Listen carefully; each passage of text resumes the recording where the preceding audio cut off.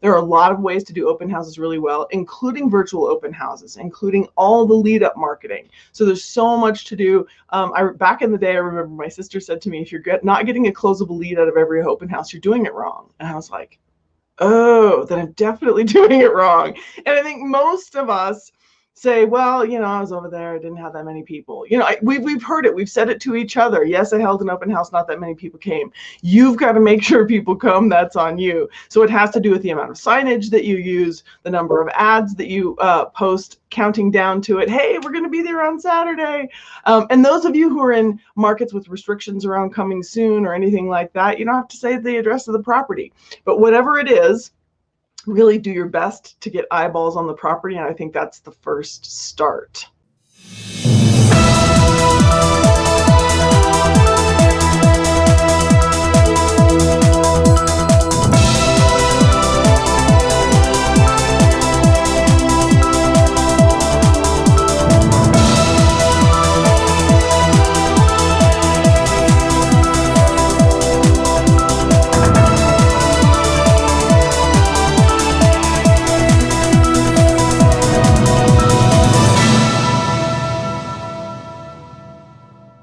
Amy, always good to see you. Good morning. Good morning. So today we're going to be talking about open houses and a pandemic, but I have to go back and make a comment about this ridiculous fee that the government has put on these refinances due to this idea of risk. The idea that any borrower who is risky is even able to refinance right now is completely ridiculous. And they're already guaranteeing these loans. These people want to pay less money, right? So the risk is actually reduced. And yet you got to pay half a point. So on a $400,000 mortgage, that's $2,000. That's real money. Well, because in some cases it means it's not worth it to do the refi. Absolutely. You won't be paying less. You'll be paying back your $2,000. Right. Yeah. Anyway, enough. Let's talk about open houses. We had a time where there were markets that you could not do an open house. Yep. Washington, D.C., the mayor said, you shall not do an open house. It is against the law to do open houses. I know Colorado, where you are, you have lots of restrictions and how it should and shall be done, yes. Which you're going to share with us, because I think a lot of the restrictions are actually really good protocols, right? So let's talk about how to safely do an open house, because we know that there were a lot of disappointed agents when the pandemic hit, because they realized that, boy, this is one of my best lead sources, and now it's gone away. Yeah. And luckily it's back. So where do you want to start with getting back into open houses? Well, I think, first of all, it is such a great opportunity. Those of you who don't do them as much or don't do them well, I just really want to encourage you that if you would focus and say, wow, I'm going to become extraordinary at this. This is what I always say with all the lead sources, please don't dabble. So there are a lot of ways to do open houses really well, including virtual open houses, including all the lead up marketing. So there's so much to do. Back in the day, I remember my sister said to me, if you're not getting a closable lead out of every open house, you're doing it wrong. And I was like, oh, then I'm definitely doing it wrong. And I think most of us say, well, I was over there, I didn't have that many people. We've heard it, we've said it to each other. Yes, I held an open house, not that many people came. You've got to make sure people come, that's on you. So it has to do with the amount of signage that you use, the number of ads that you post, counting down to it. Hey, we're going to be there on Saturday. And those of you who are in markets with restrictions around coming soon or anything like that, you don't have to say the address of the property. But whatever it is, really do your best to get eyeballs on the property, and I think that's the first start. Good, I like that. And another good start is mindset. Is the mindset, I got to go do this open house for the seller. And you show up and it's half-assed and you're there for, you get there 10 minutes late, right? Mm-hmm. I mean, I've wanted to attend open houses before, and you pull up and the agent is still screwing around with the directionals. He's late. It's 10 after 1. He should have been there. So what's the mindset around that? I've also done an open houses where you walk in, you're like, hello. And the guy's sitting on the couch watching TV. Yeah, watching TV. Hey, just show yourself around.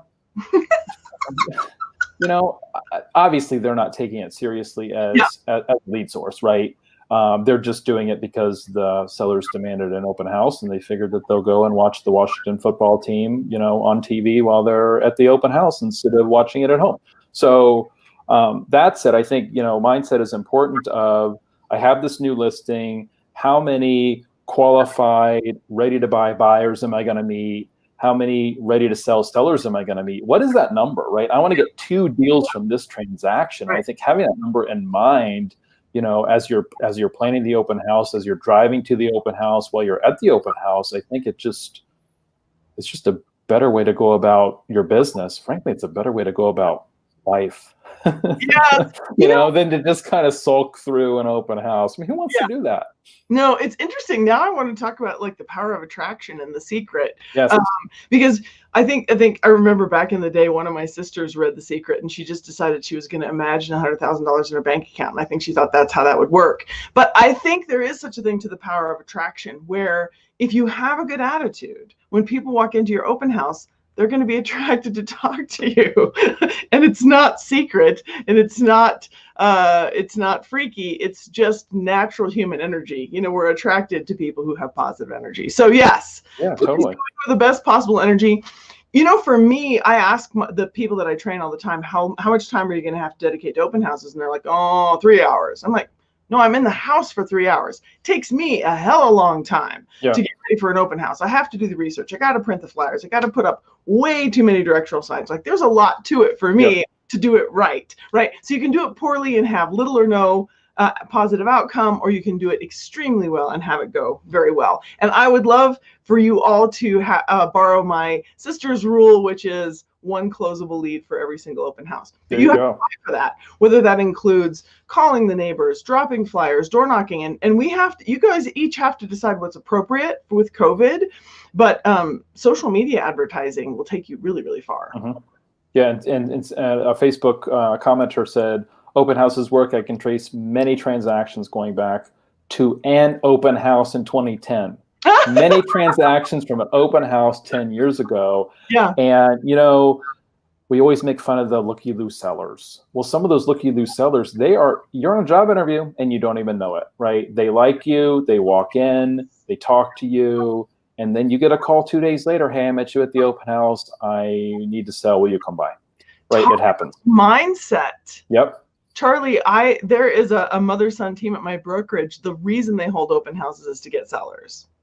There you go. Right. The neighbors are their most honored guests. If random people drive by, so be it. Yep. The neighbors are the ones that are after. Right. So absolutely, please adjust your sites. Anybody who says, yeah, only 2 neighbors came, it's like, great. That's what you should have been hoping. Yeah, that's 2 opportunities, 2 people to get to know that whether they want to sell, next week or next year or 5 years from now, right? Get to know them, follow up with them, and build rapport and keep in touch. Yeah, absolutely. So I think that's step 1. Maybe step 1 is your attitude, like you said. Yeah. Maybe step 1 is attitude. Maybe step 2 is goal setting, right? Have an intention, do it with purpose. Maybe number 3 is do it often enough to get good at it, right? Yep. But number 4 is really do a lot of advertising. Don't ever put up 3 directional signs. I let a new agent at my office hold my listing open, and she asked if I had any signs to share. And I said, yeah, I'm sorry, I only have 6. And she said, that's so many. And I thought, oh dear, you poor honey. It needs to be 20. It needs to be 20, right? Yeah. And my sister used to use the really heavy sandwich ones. I don't know how she got all 20 in her car, but you got really got to make it obvious, because here's the double dip of signage is that you're raising your brand. These are branded signs, right? So yeah, do them all anywhere they're allowed. So then the next thing is COVID specific, and we can go really aggressive, but know that it depends on your comfort. It depends on the seller's comfort. Mm-hmm. It depends on the guidelines in your jurisdiction, right? You can do whatever you're allowed to do, but I'm going to share what we're being required to do. Okay. As things shift, you might say, oh, I have a COVID protocol for that. I know I could do it this way. So in Colorado, we are required to have only 2 buyers, and they have to be adults, in the property at a time. Okay. With their agent as an option. This is for showings as well. Mm-hmm. And so most of us are tag teaming, like 2 agents. Okay. 1 person outside signing people in, yep. taking their temperature, and Okay. the other person inside giving them a flyer, giving them a bottle of water, whatever. Everybody has to wear a mask, of course, and then the consumer is not allowed to touch things in the house. Okay. So, and then there's usually an entrance and an exit. So you can go in the front door and then you can Right. leave through the back or something like that. I had a townhome where it was a little tight because they were kind of the same. They were really close to each other. But that's just basic, right? And I think it would help you if you had tough restrictions like us. Like if you just choose to be the toughest open house in the neighborhood, that might feel odd. Right. People are falling in line in my market because, well, this is the That's what you have to do, right? you can argue about it and it's fine. Yep. But the other thing that's amazing right now about open houses in a pandemic, and we've all said it, there's not much inventory. Right. So when there are few houses to choose from, you better be doing open houses and you better be doing them above and beyond. And I think the other limiting belief that a lot of agents have is, I won't have time. It's going to be under contract in 2 days. Well, who's driving this train? Right. Who's in charge here? And so I would say you need to have a protocol that makes it possible, right? And so in my case, my listing goes on the market on Friday. I know it's probably going to have offers by Saturday or Sunday. Mm-hmm. We schedule a Sunday open house anyway. We're responding to offers on Tuesday, right? Yep. And you could do Saturday and Sunday. If I could have found enough agents, I could have done it. But right. I'm a busy girl and I actually don't hold my own open houses, and that's my own priorities. So talk to me about sign in. And I don't want to get too far in the weeds, but how are you handling signing in? With another agent. I mean, so the agent is taking their information, right? So we're not passing around pens that have been used by the previous person. We're not doing the iPad thing where people have to touch the same screen anymore. Hey, this was always best practice. To stand at the door, COVID or no COVID, and say, let me register you. What's your name? Right. They are so much less likely to lie on the fly. Yep. Well, and now with COVID, we need this information for contact tracing, right? So, that's the person that quote unquote doesn't want to sign in is no longer a guest, right? This is the way that it is. And I think that this is an opportunity to refine our system if you don't have a system. Sure. And, I was thinking that if you don't take their information, they can text me. Hey, I need you to text me, your name right now, right? That way I have a record of it. Why would you do that instead of just put it in someplace? You could. Okay. But if I'm, I think there's a couple different ways to do it. And I was just thinking, hey, you walk in the door, hey, I'm Charlie. In my case, they're not lining up per se. We don't have the same protocols that you do. Yeah. There was an agent, and I don't remember who it was, that posted on Facebook a picture of their open house. It was like they were just down the sidewalk lined up. It was really something. So that's definitely happening. Somebody else said, I closed a condo where the owner called me out of the blue saying that we met at an open house 10 years ago. Wow. So, boy, I appreciate the stories. So we've got attitude, right? We have what is the purpose or the goal of this, right? What is our intention? Frequency. How often are we doing open houses so we're able to practice them and bring our A game every time? Directionals, use as many as possible. Safety first. What are our COVID protocols? We want to make sure that we're following our local jurisdictions. But I think Colorado is probably the leader of the states that are allowing open houses. It sounds like what you guys are doing is appropriate. I don't think that. I know we don't have the same restrictions around here. It's a little bit more willy-nilly. Sure. We also never want to place ourselves in the position of gaining unwanted attention due to doing stupid open houses, too many people in the house, where a photo could end up on the internet, we're embarrassed, or the government finds out, So common sense, I think, goes a long way to the safety first thing.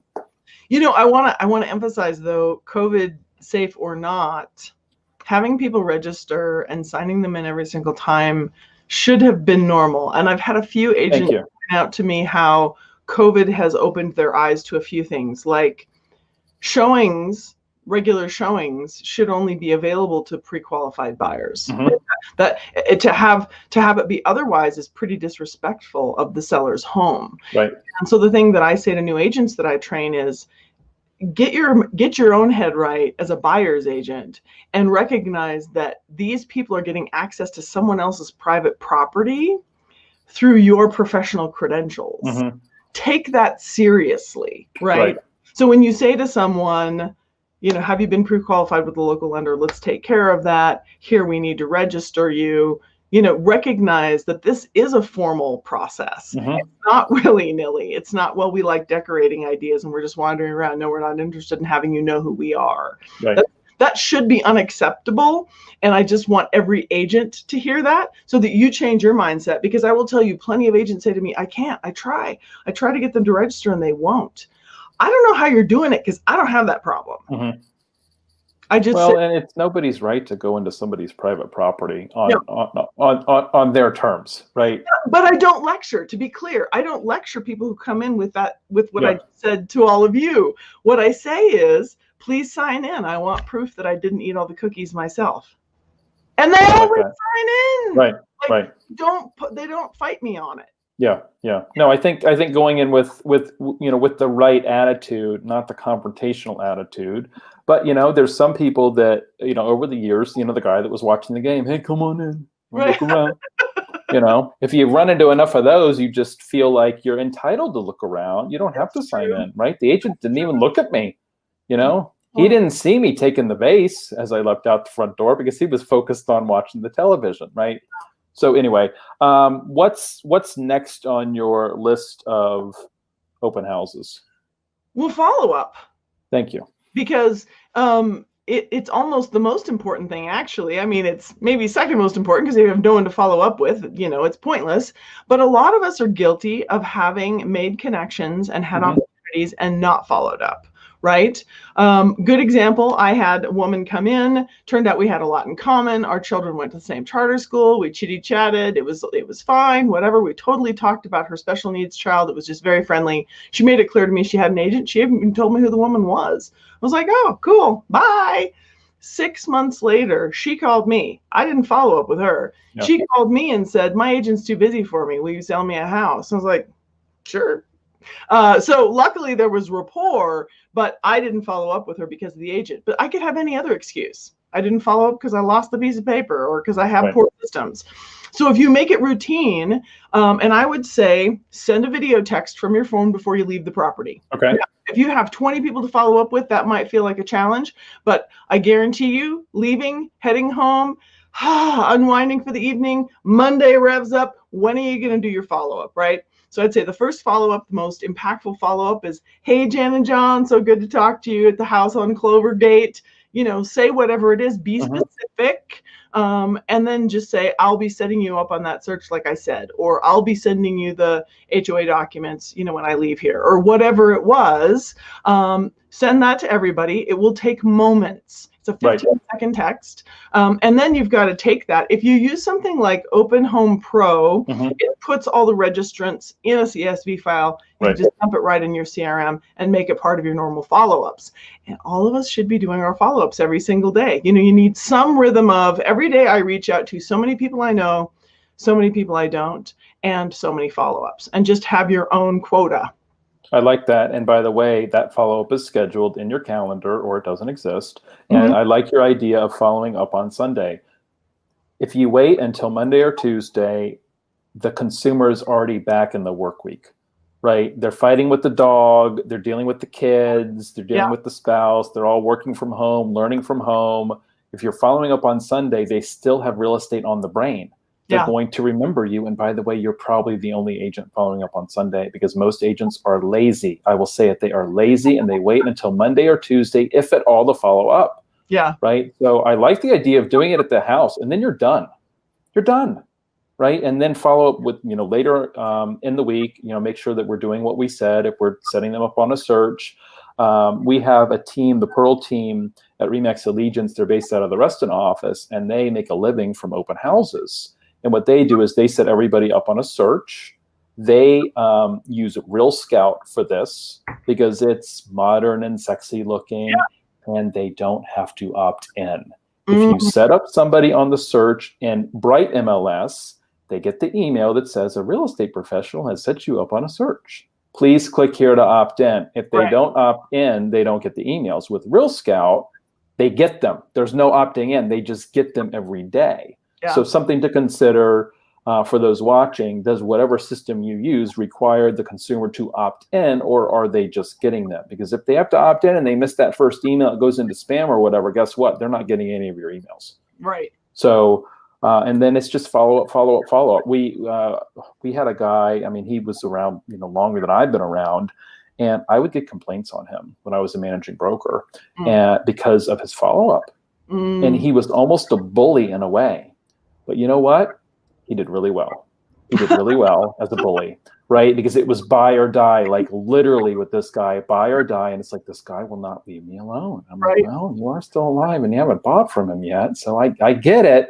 But, he did really well, nice big house, driving the S-Class Mercedes, right? Something was working, right? Complain about it all you want, but something was working. And it was because he made a living from these open houses, and he would follow up and follow up and follow up. And sometimes people would be,